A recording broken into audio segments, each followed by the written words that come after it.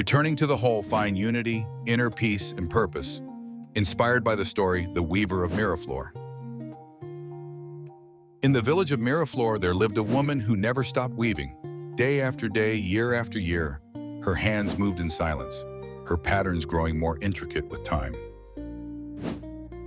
When asked what she was making, she only smiled and said, "The whole." People laughed, some dismissed her, but when she passed, they unrolled her final tapestry and saw themselves. This is the lesson. We are not fragments. We are threads in something larger. And peace is not found in becoming more, but in returning to what we already are. Taoists call it the flow. Indigenous elders call it the circle. Mystics call it the divine. But all point to the same truth. We were never meant to live apart. We were made to return to each other, to presence, to the whole. So how do we live this? Each morning, close your eyes.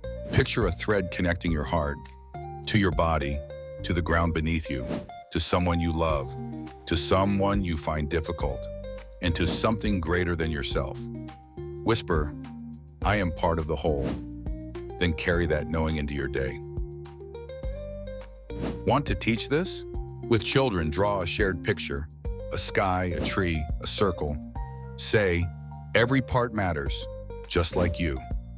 With others, don't explain unity. Create it with meals, music, quiet presence. Let them feel what words cannot say. We live in a world that tries to pull us apart, but something older, quieter, and wiser is always weaving us back together. You don't need to search for peace, you only need to return to it. Because in the end, you are the thread, you are the pattern, and you are part of the whole. Subscribe to keep walking the path. One thread, one truth, one return at a time.